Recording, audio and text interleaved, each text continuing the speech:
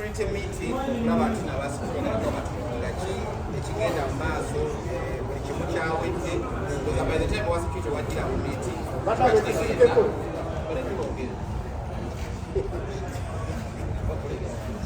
okay tugenda kuba tutandika pesa yaffe edini nga lockdown tugenda okubanga tufuna King Kong live in the city wane Lugogo era nga yakiggala olinafe tukiggalewo bagenda kwogerako gye tuli ngeno oluvannyuma namwe mujja kuuzayo ebibuuzo kimu bibiri etuva ku mulama obuuzo kikakwatagana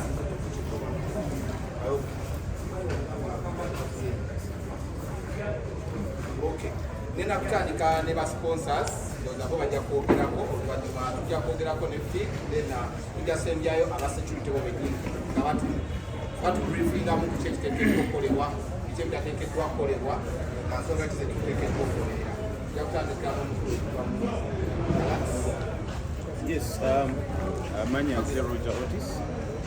Mbamo Kagwirao, I'm the operations manager Kagwirao. I also double as a presenter for Galaxy FM and Galaxy TV. But as Kagwirao to Waga to Patriotic and Fik Fameica. Fik Fameica to Murabi from way back, that was a new connecting and talent in Uganda.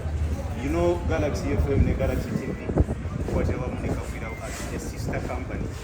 And I think 2013 tuze tuwa opportunity abantu abana Uganda okubanga babera mu industry muno baba thriving. I think 2016 is the first time personally nga Olukusa Fik Fameica yali kukikulu kyaffe kya Galaxy FM kyali kusabaleeyo yajja n'ennyimba ze Billy Pisto and of course the Gawabara. After that event Fik Fameica was the big guy in the industry. As Kagwirao, we have partnered with Fik Fameica kubanga tumuwa ku bulango on the radio stations ez'enjawulo eyaffe Galaxy FM ne TV yennyini adverts that are worth 90 million. So twagala okutuusa omukono guno eri abantu bonna abasobola supportinga Fik Fameica kiggulu kye. Please come through this Friday so that mumuwagira. Okay, tweyanziza nnyo kufuna ekigambo okubeebwa omwami obeeko byonga Dongo Moses nze coordinating security ya events za King Kong ushinge mukema tandika kweno fotopoto n'emitinyala mbasuubiza security ebisinga byonna twabikoze egenda kubeera tight kubanga wetuva wano tudda fotopoto then mitiyana United will be coordinated very well. Musameza kema beka. Tuweka we meza tujja kwa meza. Mura zake kupress vina ma. Meza yalikuwa akali mgumu. Ewadde ro reality. Kama tujja weongere yo twali kuzola security eyo mukulu nga ogendo bikwasa ndeno kwa nayo kila de tune ama security kwa to coordinate n'ebitongole bya gavumenti byonna Uganda Police, UPDF, Military Police ne agencies endala eza intelligence okulaba nga show esatu tutandikira ku ye Kampala tubeera successful. Zanyo King Kong abantu bannyonnyola bakuba business mu maaso olunaku lwakutaano.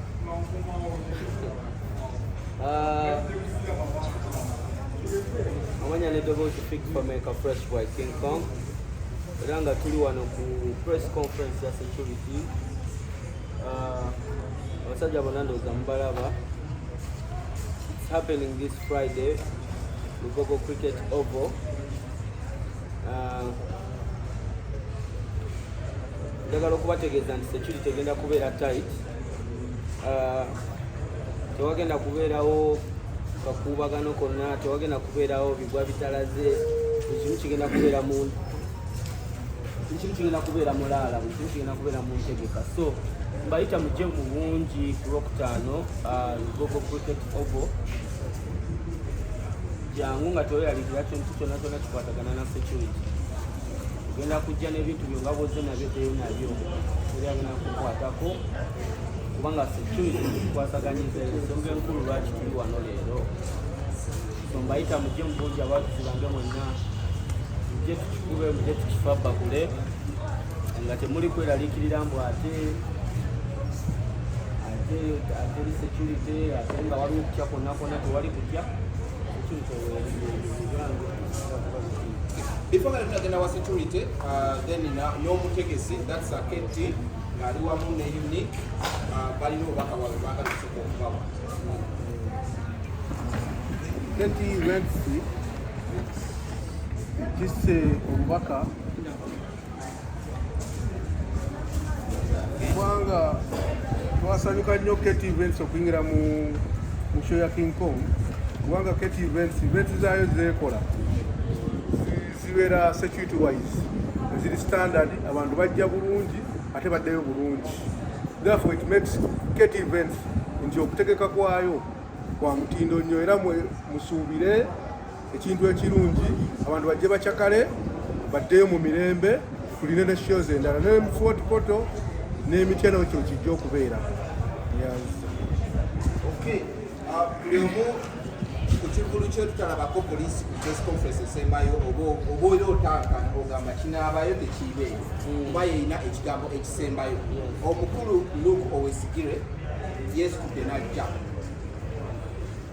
tugenda kusaba yayogereko gye tuli atubuulire ekintu kigenda kubeera kita ku Friday abakwata mu nsawo betubeekolerako oba tumugalekere balamusizza abasawo banyabo tayufu nnyo okuba nti mbiggaseeko twetegekera ekivulu ekigenda okubeera wano olunaku olwokutaano era ng'omuyimbi omukulu lumulaba embeera gyali musimbi ebiseera ebisinga abayimbi bwe batalabika ku bivulu babaako ensonga ze bawa naye tulaba embeera yesimbi so tetusuubira ku bantu kujja ate baddeyo ng'omuyimbi waabwe tebamulabye ebyokwerinda kikulu nnyo oba oyina omukolo gwonna gw'otegese nti obulaba wiiki eno yonna neewedde tubadde mu keetalo olw'eggwanga lyaffe libadde liina abagenyi libadde liina nga tulina obbawa obukuumi bajje bulungi ate baddeyo bulungi n'olwekyo n'olunaku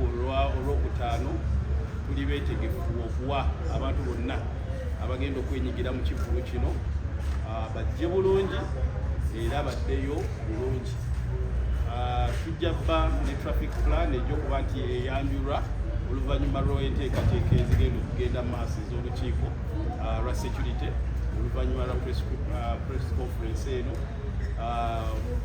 tujja bba tubategeeza points ezigenda okuba nti ziyitibwamu abagenda okwetaba mu kivulu kino zetujja okukanyako n'abategesi nti bw'oba oyingira kimanyiddwa nti olina okukeberebwa tukuzuula nti toli wa bulabe bwonna eri omuntu gwogenda osangamu kifo kino era n'okkirizibwa okuba nti oyingira ebyo byonna ebitera okunokkolwayo nti bya bulabe eri abantu bemugenda okusanga munda bisigala ku luggi era twagala okusaba abantu abagenda okusigala nga abagenda okujja mu kivulu kino mujje nga mwetegese okuba nti n'omugenda kukeberebwa era bwetunaakusanga n'ekintu kyonna nga kya bulabe ekyatika ekyogi ekintu kyonna oba asidi ebintu byonna byetulaba nti bya bulabe mubivulu tebijja kubanga bikkirizibwa wabula ekyokuba nti no tugaana ebintu eby'obulabe ekitegeeza nti nno abamenyi b'amateeka tebajja kubeerawo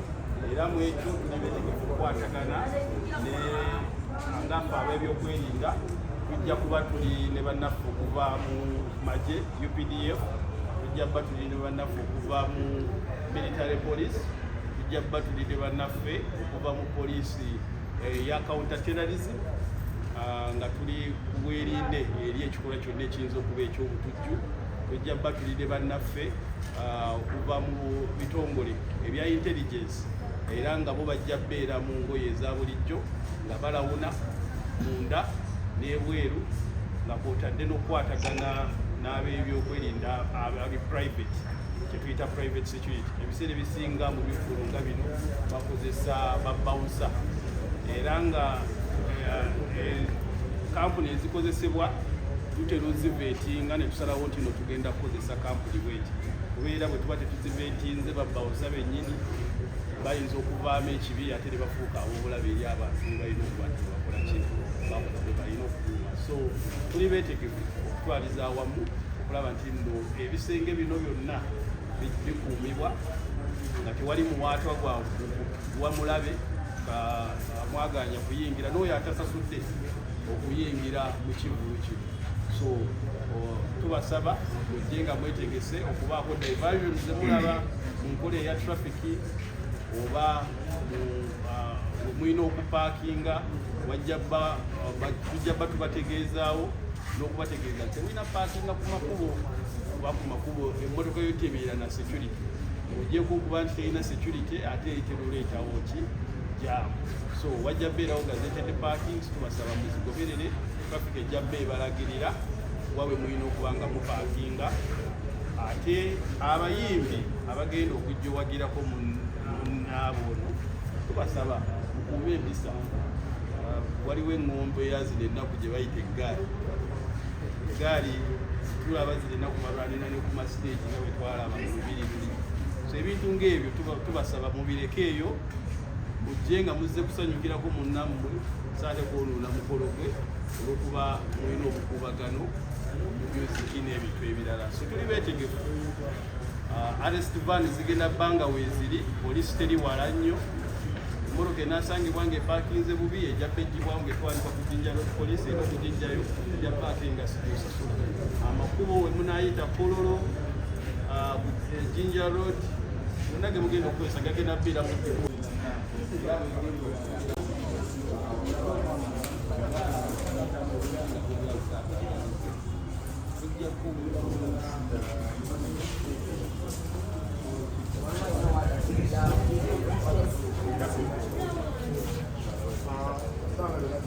tuvayo ne tugamba abaana tuwabula abazadde ebiseera ebisinga obutajja n'abaana bano. Era waliwo ebimu bye tuvayo ne tugategeeza nti tebakkiriza era ne bagobebwa wali. Naye bw'oba ofunye akakisa n'oyingiza omwana wo kuba kati omuyimbi ono Fik Fameica ekikulu ekisookera ddala tuli mu holiday. Abaana abato okuva ku myaka 17 okudda wansi paka nga ku myaka 12 bamanyi ennyimba ze. So bayinza okukkirizibwa okuyingira naye balina okubeerako omuntu omukulu naddala abo abalabika nti bato asobola okuba nti naabagayidinga wabe balina okuba nti bali. So kisinziira ku kivulo ekiriyo n'essaawa mmeka zekirina okuba nti nno kiggwa. Of course baba basabye olukusa okuva mu KCCA ebivulo byayo bikuba masaawa ez'olunaku oluddaku ez'ekivu. Any other question?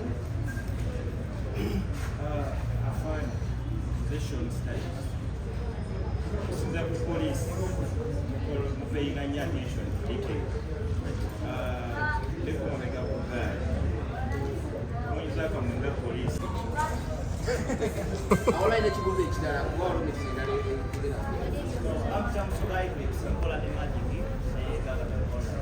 afande oyogedde ku security naye waliwo embeera abawagizi feedback emu gye batuwa kyate abantu ababaze okubako nga bali mu kyambalo kyaffe ekikuuma eggwanga ate olumu ati bakuvuga eggaali bamusanga nga Kiwedde ate n'abaako engeri gyayisaamu faanira ekintu ekyo tugenda kikola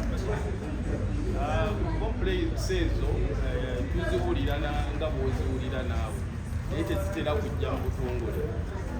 Obweki tetuyinza kuvayo ne tunenya abantu kutavaayo mu butongole naye kyetwagala okubategeezako nti abasirikale abagenda odiployingibwa tugenda making sure nti bali soba tebakozesezza bibatamiiza bajja baba basupervisinga buli ssaawa gye banaabeera mu deployment ero ey'ekikulu kino. Of course abasirikale nga bwe tuli nti tuli mu binyugo mubaamu abasirikale ab'empisa ensiiwufu abayinza okudda ebbali ne babaako bye bakozesa oba olumu bampisa nsiiwufu naturally ayinza okukola ekintu ng'ekyo. Naye era bwe kiba kibaddewo tubakubiriza okuvaayo mu butongole mukulewo emisango gino kuba tuba tubamanyi ne points kwe tubatadde tusobola okuba kino tubanoonyerezaako tusobola okubateekako identification parade n'otulonderamu oyo gw'olumiriza eyakoze ekikolwa ekyo emisango gyonna ku basirikale ba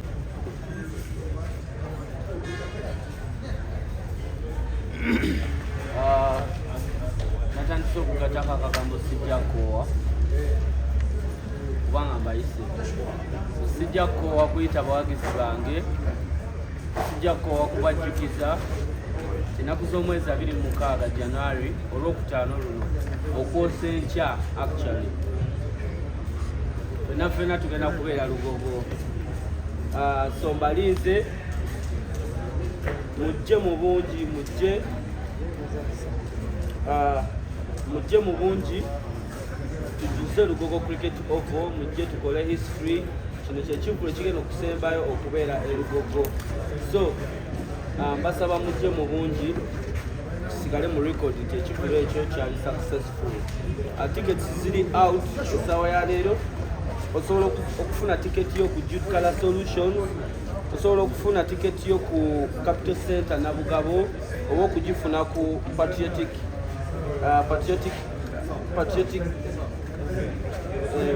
Cafe and Restaurant nekiri Pasho Cafe and Restaurant ne Patriotic Carbond obe wasa papa emakindye nayogedde ne manager okwebaza abatesitesi bange Unique Star Agency, KT Promotions and Beyond. Mwebale nnyo mulimu gw'amaanyi tubadde mu press conference ya security era buli kimu kiri magida kiri good. So tuwegweko One Love Friday. Love.